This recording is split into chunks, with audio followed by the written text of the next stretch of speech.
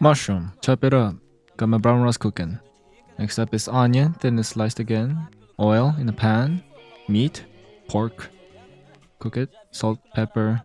Put in the vegetables once the meat are cooked. After that, beans or vegetables if you want. And the spices are red pepper, cumin, coriander, turmeric, and some sugar if you want. Cinnamon.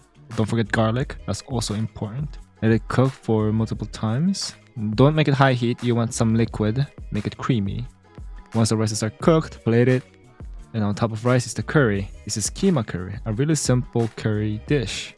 In my Keema Curry, I would like to put some egg.